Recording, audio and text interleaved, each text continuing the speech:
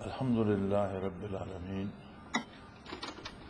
والصلاة والسلام على حبيبه محمد وآله وصحبه أجمعين. أعوذ بالله من الشيطان الرجيم. بسم الله الرحمن الرحيم. الله ولي الذين آمنوا يخرجهم من الظلمات إلى النور والذين كفروا أولياؤهم الطاغوت يخرجونهم من النور إلى الظلمات أولئك أصحاب النار هم فيها خالدون. اللهم سبحانك لا علم لنا إلا ما علمتنا إنك أنت العليم الحكيم. مولاي صل وسلم دائما أبدا على حبيبك من دامت به الرسل.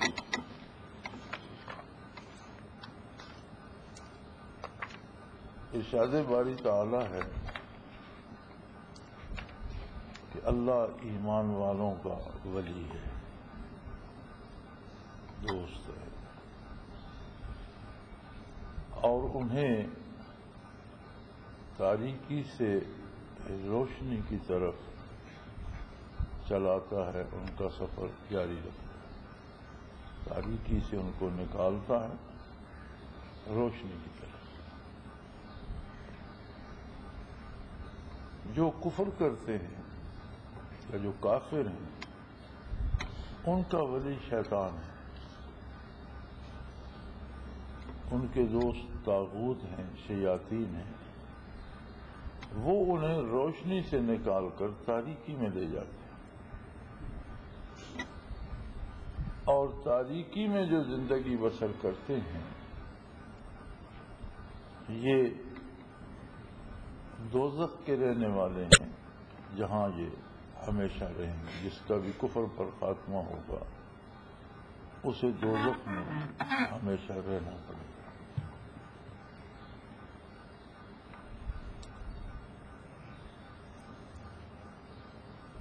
اب اگر اس آیت کریمہ کا مفہوم سمجھا جائے تو بڑی واضح بات ہے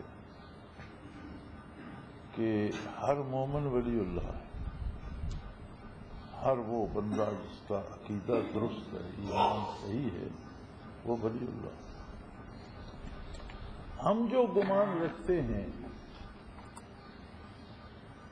وہ ہمارا حسن ظن ہوتا ہے. ہم سمجھتے ہیں فلاں شخص ولی اللہ ہے، یہ ہماری عقیدت ہے، ہمارا حسن ظن ہے، لیکن اس پر ہمارے پاس اللہ کی طرف سے کوئی رسید نہیں ہے.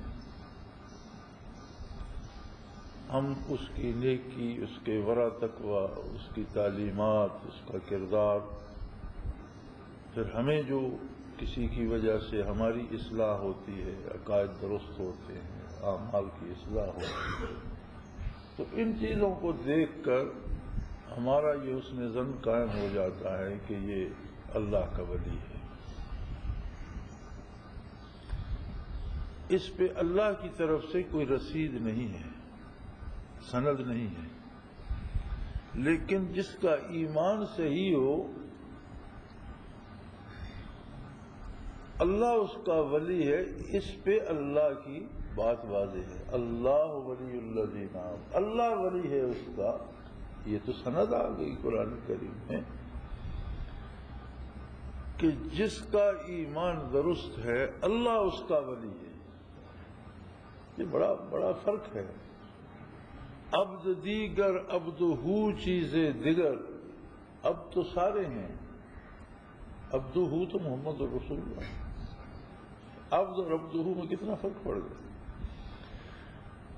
میں اللہ کا ولی ہوں یہ اور بات ہے، اور اللہ کہے میں اس بندے کا ولی ہوں تو اس میں تو بڑا فاصلہ ہے. ہم سمجھتے ہیں کہ فلاں بزرگ اللہ کا ولی ہے، لیکن اللہ فرماتے ہیں کہ یہ میں ان کا ولی ہوں. بہت بڑا فاصلہ ہے. اور یہ ولایت حاصل ہے ہر اس بندے کو جو ایمان لاتا. اللہ ولی الذین آمنوا، ہر مومن کا اللہ ولی ہے. اپنی طرف سے دوستی کا دعویٰ کرنا اور بات ہے، اور اللہ کسی کی دوستی کا اعلان کر دے یہ اور بات ہے. یہ بہت بڑا فاصلہ ہے اس میں. اب دیکھنا یہ ہے کہ اس کی پہچان رب العالمین نے کیا بتائی. یخرجہم من الظلمات الی النور، اللہ جس کا ولی بن جائے اسے ظلمت سے نکال کر نور میں کھڑا کر دے. برائیاں چھوٹ جاتی ہیں اور نیکیاں غذا بن جاتی ہیں.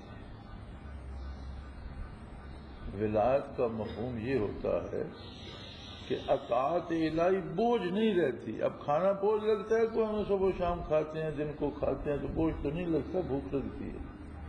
پانی پیتے ہیں تو کوئی بوجھ تو نہیں لگتا، پیاس لگتی ہے، طلب بڑھتی ہے، بھاگتے ہیں پانی کی طرف. اسی طرح نیکیاں غذا بن جاتی ہیں، ضرورت بن جاتی ہیں. عبادات بوجھ نہیں لگتی بلکہ اوقات کا انتظار ہوتا ہے کہ فجر سے فارغ ہوئے کب ظہر کا وقت ہو کہ پھر وہ مزہ آئے، پھر ہم تازہ دم منہ ہاتھ منہ دیں، پھر حضور باری میں پیش آئیں، پھر اپنی گزارشات اس کی حضور پیش کریں کہ اگلی نماز کا وقت کب ہو. راستہ چلتے خیال ہوتا ہے کہ نماز کہاں ہوگی، سفر پر جاتے ہوئے خیال ہوتا ہے کہ وقت کہاں ہو جائے گا، کیسے ادا ہوگی. وہ بوجھ نہیں بنتی بلکہ اس کی بھوک لگنا شروع ہو جاتی ہے. اسی طرح عملی زندگی میں برائی کرنے سے، جھوٹ بولنے سے، حرام کھانے سے، دوسروں کے حقوق چھیننے سے، جن جن چیزوں سے شریعت نے منع فرمایا ان سے ڈر لگنا شروع ہو جاتا ہے. وہ کڑوی لگنے لگتی ہیں، ان میں مزہ نہیں آتا. اور خدا نخواستہ تو غلطی ہو بھی جائے تو وہ مزہ نہیں دیتی، وہ کڑوی لگتی ہے. اور جو عوامر ہیں، جہاں جہاں شریعت نے جو کام کرنے کا حکم دیا ان میں مزہ بھی آتا ہے، کرنے کو جی بھی چاہتا ہے. یہ نشانی بن جاتی ہے کہ بندہ ظلمت سے نکل کر نور میں آ گیا. قرآن کریم نے ایک قسم اور بتائی ہے کہ کچھ لوگ ایسے بھی ہوتے ہیں کہ نیکیاں برائیاں ملا دیتے. کبھی وقت ہو گیا نیکی کر لی، کہیں بھول ہو گئی، کوئی غلطی کر لی، فرماتے ہیں ان کا معاملہ میرے ساتھ ہے. اللہ فرماتا ہے میرے ساتھ ان کا معاملہ ہے، لوگوں کے ساتھ نہیں. میں چاہوں اس پہ رحم کروں. انسانی کمزوریاں بھی انسان کے ساتھ ہوتی ہیں. پھر وقت کے فاصلے اور دوریاں جو ہیں یہ بہت سی معلومیوں کا سبب بن جاتی ہیں. خیر القرون سے 14 صدیاں 1500 سال دور ہو جانا اپنا اثر رکھتا ہے.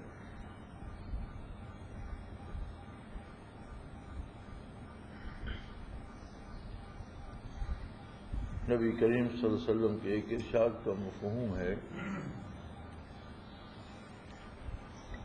کہ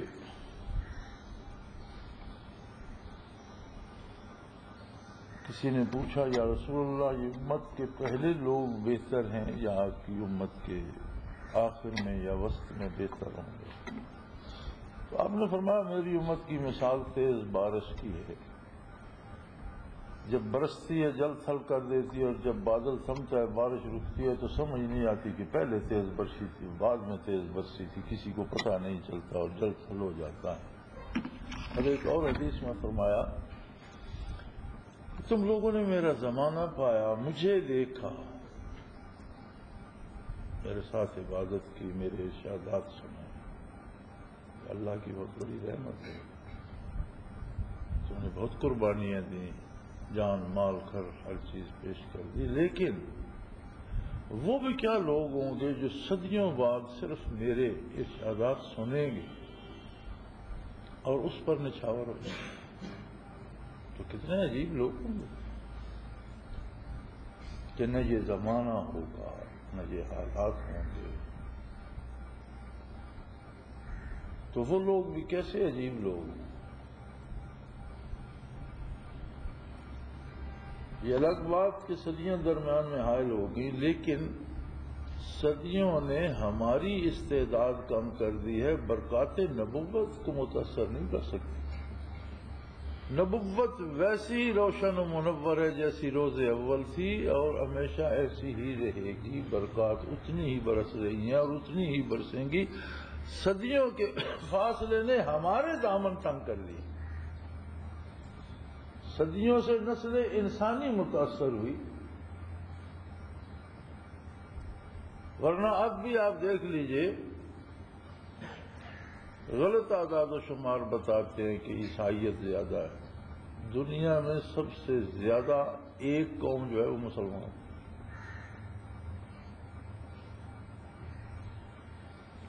لگ بھگ 6 ارب آبادی ہے انسانی، جس میں لگ بھگ 2 ارب مسلمان ہیں، اور باقی دنیا کی 120 یا 22 اقوام 4 ارب میں شامل ہیں۔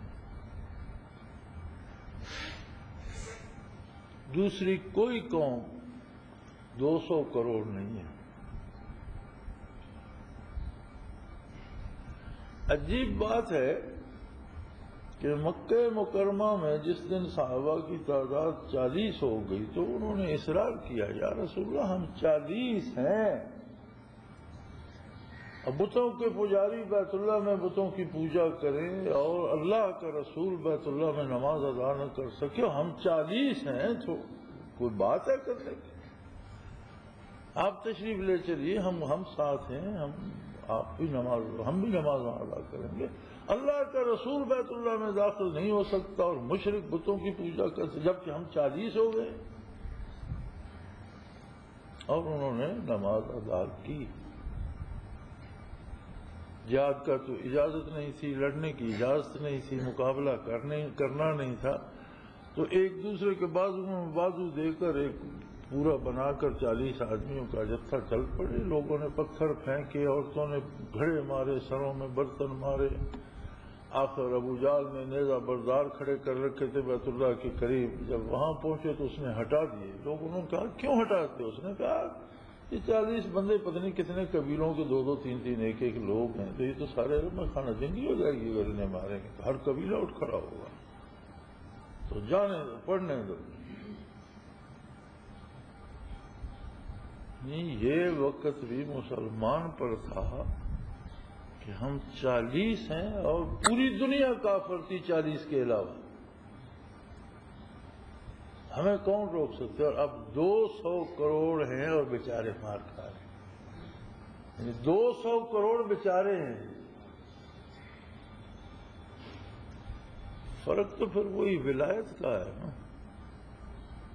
کہ ان میں جو قوت تھی ولایت کی وہ مکمل کامل اپنی قوت پر تھی، ہے تو صحیح، ہم ابھی پر کچھ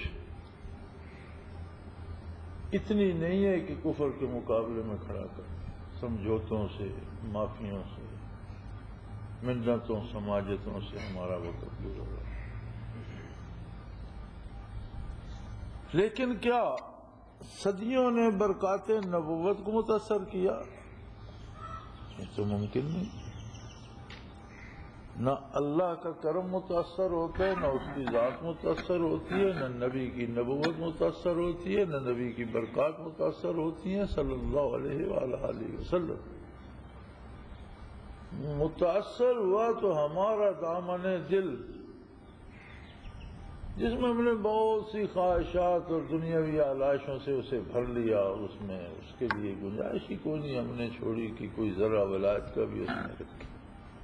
اللہ مغلم سے ہم نے اپنا دامن بھر لیا، اب ہر کوئی دوڑ رہا ہے، بھاگ رہا ہے، ہر کوئی ایک دوڑ لگی ہوئی ہے۔ اچھا، کسی کو یہ خیال نہیں آتا کہ میں کسی ایسی جگہ رہوں جہاں مجھے نیکی یا دین ملے، نہیں، پیر کی ماٹو ہے ہر بندے، کسی ایسی جگہ پہنچ جاؤں جہاں بڑے پیسے ملے۔ یعنی دنیا کا سرمایہ یا دولت ضروری ہے کمانا، محنت کرنا عبادت ہے، حلال طریقے سے روزی کمانا عبادت ہے، لیکن روزی کو مقصد حیات بنا لینا یہ عبادت نہیں ہے، یہ نقصان ہے۔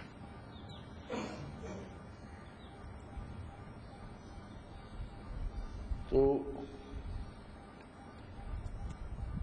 ہمارے ہاں پاکستان میں دیکھ لیں، اگر برطانیہ یا یورپ کا کوئی ملک یا امریکہ اس بات پہ ویزا دینا شروع کر دے کہ اپنا مکان، زمین، جائیداد امریکہ کے نام کر دو اور تمہیں وہاں شہریت مل جائے گی، سارا پاکستان خرید لے۔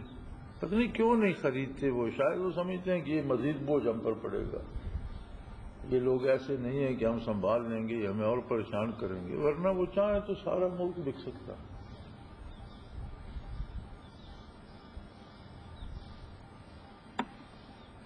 لوگوں کو اتنی ہوس ہے، اور بڑی عجیب بات ہے، میں نے دنیا پھر کے دیکھی ہے، جتنی محنت یہ لوگ باہر جا کر کرتے ہیں اس سے آدھی محنت ملک میں کریں، زیادہ پیسہ کمائے گا۔ یہاں کام نہیں کرتے، وہاں چونکہ وہ ڈنڈے کے زور پہ کام لیتے ہیں، گدھے کی طرح کام کرتے ہیں۔ نیو یارک میں نے دیکھا ہے اپنے بھائیوں کو 18 گھنٹے مسلسل ٹیکسی چلاتے ہیں، 6 گھنٹے میں نہانا دھونا بھی، حجامت بھی کرنی، کپڑے بھی بدلنے، روٹی بھی کھانی، پکانی بھی خود ہے، سونا بھی ہے، 6 گھنٹے زندگی کے باقی معمولات کے لیے 18 گھنٹے اسٹیئرنگ پہ بیٹھے، اور ایک دن نہیں، برسوں۔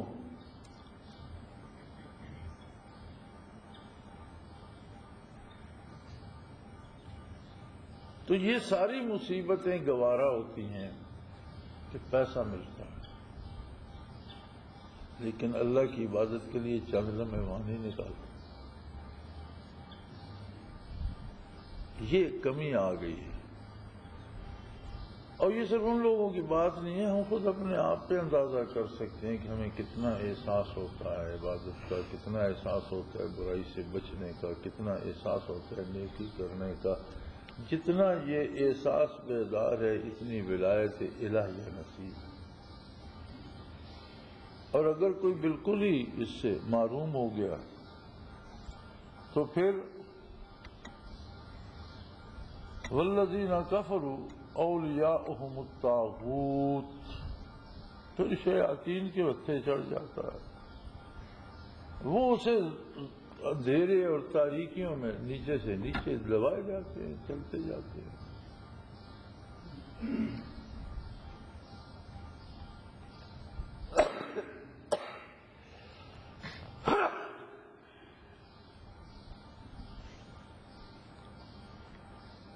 زندگی میں نیکی کا سفر ختم نہیں ہوتا، کوئی ایک مقام ایسا نہیں ہے کہ جہاں کوئی پہنچ گیا تو آگے اللہ کریم بیٹھے ہوئے ہیں، اللہ ہر جگہ موجود ہے، مقام کا وہ پابند نہیں ہے، مقامات اس کے پابند، اس کی مخلوق ہیں، مقام بھی، جگہیں بھی، اوقات بھی، ہر چیز اس کی مخلوق ہے، وہ خالق ہے، پابندیوں سے بالا تر ہے۔ نیکی کا سفر زندگی میں کبھی ختم نہیں ہوتا، سلوک کے منازل کبھی تمام نہیں ہوتے، اور یہ مرنے کے بعد بھی ترقی نصیب ہو سکتی ہے، عرصہ معاشر میں بھی، تو جنت میں بھی یہ چلتی رہے گی، کوئی انتہا نہیں آئے۔ لیکن کفر کا سفر صرف دنیا میں ہوتا ہے، جب موت ہو گئی تو پھر اللہ کریم اسے مزید اس برائی میں نہیں دھکیلتے، لیکن کفر ایسی لعنت ہے کہ چند روزہ زندگی میں بھی وہ اپنی انتہاؤں کو پہنچ جاتی ہے۔ اب اس کا ایک ہی صلہ کہ کفر پر جو مرے گا وہ دوزخ میں رہے گا، ہم فیہا خالدون، اور وہاں اسے ہمیشہ رہنا۔ بڑی عجیب بات ہے، ہمارے زمانے میں اب یار لوگ گناہ چھوڑنے کو تیار نہیں ہیں، قرآن کو نیا مفہوم پہنانا چاہتے ہیں۔ اگلے دن بحث ہو رہی تھی ٹیلی ویژن پر کہ جی جہنم میں جو آیا ہے خلود کا لفظ تو یہ استعارے کے طور پر ہے، اور جب گناہ گار اپنے گناہ کی سزا پوری کر لیں گے تو جہنم ختم ہو جائے گا، گناہ گار بھی ختم ہو جائیں گے۔ وہاں وہ ڈاکٹر اقبال مرحوم کے فرزند ارجمند ڈاکٹر جاوید اقبال تشریف فرما تھے، انہوں نے 2 ہاتھ آگے بڑھے تو اور وہ فرمانے لگے جی شیطان بھی اپنی گناہوں کی سزا جب بھگت دے گا تو جہنم ختم ہو جائے گا، اور پھر جہنمیوں کو بھی، شیطان کو بھی، سب کو جنت میں بھیج دیں گے۔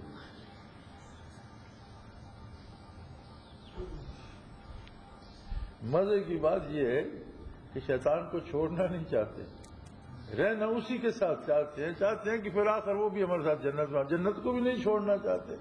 میرے وفا کے تو پکے ہیں، شیطان کو بھی ساتھ لے جانا چاہتے ہیں۔ قرآن کریم فرماتا ہے کہ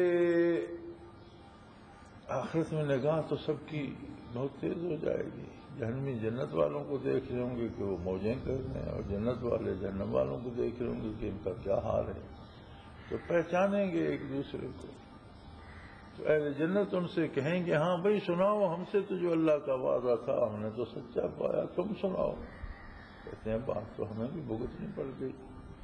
پھر وہ کہیں گے، دوزخ والے کہیں گے کہ ان افیضوا علینا من الماء، یار چند قطرے پانی کے ہی پھینک دو ہماری طرف۔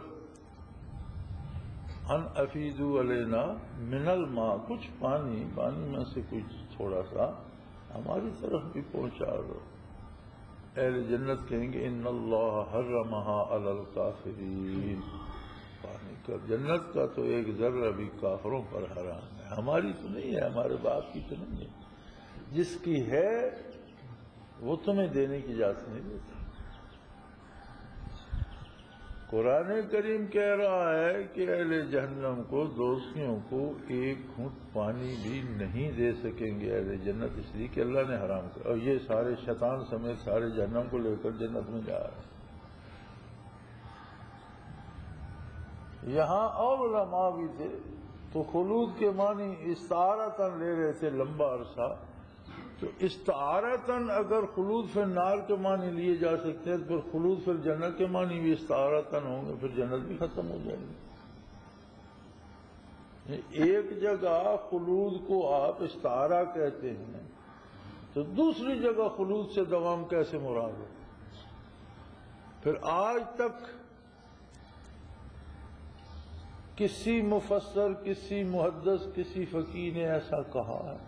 یہ آج کون سی پود پھوٹ آئی ہے جسے دین کی زیادہ سمجھ آ گئی؟ کیا صحابہ کا ایسا خیال تھا؟ صحابہ نے یہ سمجھا، تابعین نے یہ سمجھا، تبع تابعین نے یہ سمجھا، ائمہ تفسیر نے یہ سمجھا۔ دین تو وراثت ہے، توارث ہے، دین میں تو ہمیں وراثتاً ملے، ہم پر وہی نازل نہیں ہوئی۔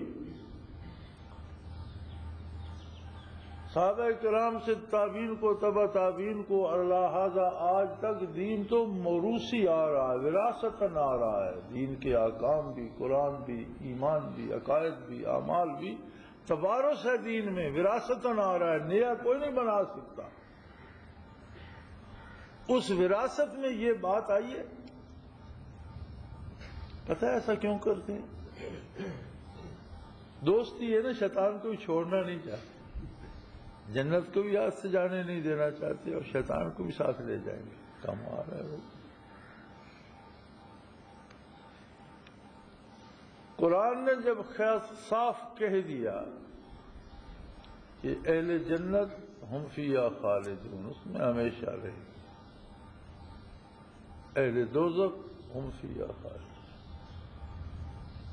جہاں 30ویں پارے کی پہلی صورت میں جہاں کفار کا ذکر آتا ہے کہ صدیوں ان کو عذاب رہے گا، احقابہ، حقبہ 100 صدیوں کا ایک حقبہ ہوتا ہے، صدی 100 سال کی ہوتی ہے، 100 صدی کا ایک حقبہ شمار ہوتا ہے، اور وہاں احقابہ کا لفظ ہے، متعدد حقبے، یعنی ایک بہت لمبی مدت۔ پھر بات آخرت کی ہو رہی ہے، اور وہاں ان یوما عند ربک کالف سنۃ مما تعدون، جو آپ دنیا میں 1000 سال گنتے ہیں وہاں ایک دن ہوگا. اب اس ایک دن کے مہینے سال اور صدیاں بنائیں اور پھر صدیوں کے حق پہ بنائیں. تو قرآن کریم خود ہی جواب دیتا ہے کہ سننے والے کے ذہن میں سوال تو یہی آئے گا جو آج کل کے دانشوروں میں آ رہا ہے. تو قرآن نے ہر سوال کا جواب دے دیا کہ گناہ تو اس نے 50 سال کیے، 60 سال کیے، 70 سال کیے، 100 سال کر لیے، کفر بھی کیا تو جتنا دنیا میں رہا کر لیا. تو سزا اتنی لمبی کون؟ تو وہاں قرآن جواب دیتا ہے کہ اگر یہ مزید دنیا میں رہتے اور ہزاروں برسوں کروڑوں برس بھی رہتے، جو کروڑوں برس کفر ہی کرتے چلے جاتے. اگر انہوں نے 60 سال میں توبہ نہیں کی، 70 سال میں توبہ نہیں کی، 100 سال میں توبہ نہیں کی، تو انہیں ہزاروں سال زندگی ملتی، ہزاروں سال کفر ہی کرتے چلے جاتے. اس لیے یہاں کیونکہ زندگی دائمی ہے، وہاں ان کا کفر دائمی تھا، یہاں سزا دائمی رہی. یہ تو اللہ کی مرضی کہ اس نے مہلت 50 برس دی، 30 برس دی، 100 برس دی، 150 برس دی، زندگی ختم ہو گئی. اگر زندگی ختم نہ ہوتی تو جس نے اتنے عرصے میں یہ کفر پر مزید پختہ ہوتے چلے گئے، ایسے کفر پہ لگے کہ ہر آنے والا دن یہ مزید پختہ ہوتے گئے. اور اگر انہیں قیامت تک کی زندگی ملتی تو قیامت تک کفر پر ہی پختہ ہوتے چلے جاتے. لہذا ان کی سزا یہ ہے کہ اب ہمیشہ جتنا عرصہ چلیں گے دوزخ ہی میں رہیں گے، اور دوزخ بھی ہمیشہ رہے گا، یہ بھی ہمیشہ رہے گا. اور اگر یہاں خالدون کے معنی بدلے جا سکتے ہیں تو پھر اہل جنت کی کیوں نہیں بدلے جا سکتے؟ نیز بڑی سادہ سی بات ہے قرآن کے جو بھی معنی کرتا ہے. کوئی کہتا ہے یہ اصلی قرآن نہیں، اٹیسٹڈ کاپی ہے، لو نیا تماشا دیکھیں. کاپی ہوتی ہے بھائی، اٹیسٹڈ ہو تو اٹیسٹ کرا کے بھی ہم لے جاتے ہیں کاپی، اور عدالت نہیں مانتی، وہ کہتے ہیں پہلے اوریجنل دکھاؤ. اوریجنل پیش کیا جاتا ہے عدالت میں تو پھر اس کی اٹیسٹڈ کاپی اوریجنل لوٹا دیتے ہیں، اور اٹیسٹڈ کاپی وہ چیک کر کے رکھ لیتے ہیں. کیونکہ دنیا تو بہت تیز ہے، آپ اٹیسٹ کرانے کے بعد بھی اس میں رد و بدل کر سکتے ہیں. کچھ الفاظ اڑا دیں، کچھ اور لکھ دیں، تو عدالت نہیں ہوتی. تو قرآن بھی اگر اٹیسٹڈ کاپی ہے تو کیا پتہ اس میں سے کچھ کسی نے اڑا دیا ہو، کچھ نیا ڈال دیا.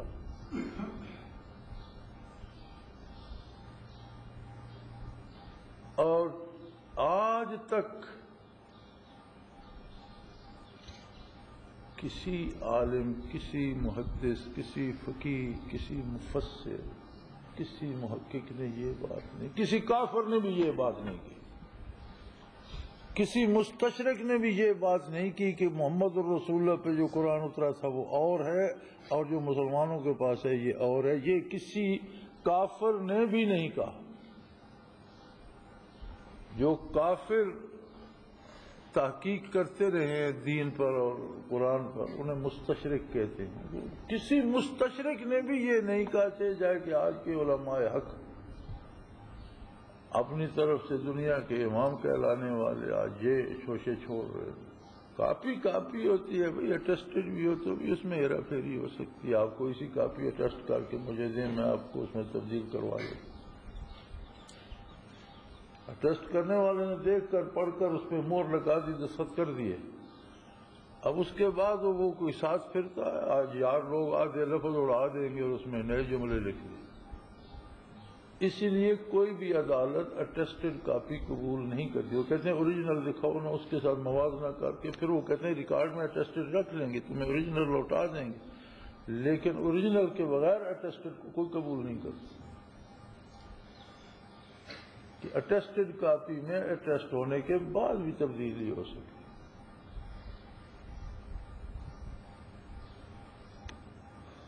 اصل میں اگر مطمع نظری دنیا بن جائے، شہرت بن جائے، امریکی ڈالر بن جائے تو بندہ کچھ بھی کر سکتا ہے. تو قرآن کی بات جس طرح قرآن نے کہی ہے اسی طرح ماننی فرض ہے. اس میں تعویلیں گھڑنے کی اجازت نہیں. اسے وہ قرآن کی تحریف میں، یعنی قرآن کو تبدیل کرنے میں آئے گا. قرآن کی شرح بھی وہی ہے جو حضور نے سمجھائی، صحابہ کرام نے سمجھی، اور جو وراثت نال ان حدود کے اندر علماء بڑے بڑے نقطے بیان کرتے ہیں، لیکن اس فریم ورک کے اندر ہو۔ تو خیر یہ بات ضمناً آ گئی، میں تو اپنی بات کر رہا تھا، لیکن اچھا ہے یہ ان باتوں سے بھی لوگوں کو باخبر ہونا چاہیے۔ حضرت صاحب کی باتیں سمجھ کر نہ مانتے نہیں، بات اللہ اللہ کے رسول کی ماننی ہے۔ حضرت صاحب اگر اللہ اللہ کے رسول کی بات بتاتے ہیں، چشم ما روشن دل ماشاد، اور اگر اپنی منواتے ہیں تو ہم ہر ایک کو وہ جگہ نہیں دے سکتے جو اللہ کی اور اللہ کے رسول کی۔ بات اللہ کے رسول کی مانی جائے گی۔ کوئی حضرت ہے یا کوئی امام ہے تو وہ خادم ہے اس بارگاہ کا، ان کی بات ہمیں پہنچائے گا، اپنی بات نہیں۔ ہمارے لیے حضرت صاحب ہوں گے، مولوی صاحب ہوں گے، علامہ ہوں گے، وہاں کے تو ایک خادم ہے، ہر کاری ہیں۔ کوئی حضرت صاحب وہاں نہیں ہے، وہاں جو ہے وہ ملازم ہے، نوکر ہے۔ اگر اپنی بات ڈالے گا تو بددیانتی ہوگی، خیانت ہوگی۔ تو بڑے سیدھے سیدھے راستے ہیں، دو ہی راستے ہیں۔ ہر ایمان والے کا اللہ دوست ہے۔ اب جو ایمان کا دعویٰ کرتا ہے اسے خود اس بات کا احساس ہونا چاہیے کہ اللہ مجھ پہ کتنا مہربان۔ وہ کہہ رہا ہے میں اس کا دوست ہوں۔ بڑے سے بڑے ولی کا ہمارا حسن ظن ہوتا ہے، اللہ کی طرف سے ہمیں رسید کو نہیں ملتی کہ یہ میرا ولی ہے، لیکن ہر مومن کا اللہ کہتے ہیں میں اس کا ولی ہوں۔ اور اگر عقیدہ خراب ہو جائے تو کافروں کا ولی طاغوت ہیں، شیاطین ہیں، انہیں اپنے ساتھ لے جائیں گے، اور خلود فی النار کی وعید ہے، اللہ اس سے پناہ میں رکھے۔ اللہ کریم اپنے کرم سے، اپنی مہربانی سے خطاؤں سے درگزر فرمائے، توبہ قبول فرمائے، توبہ کی توفیق بھی خود ہی دے، توبہ قبول بھی خود ہی کرے۔ دانستہ نادانستہ جو خطائیں ہو جاتی ہیں سب معاف فرمائے، اور نبی کریم صلی اللہ علیہ وسلم کے لوائے حمد کے نیچے جگہ عطا فرمائے۔ وآخر دعوانا الحمدللہ رب العالمین۔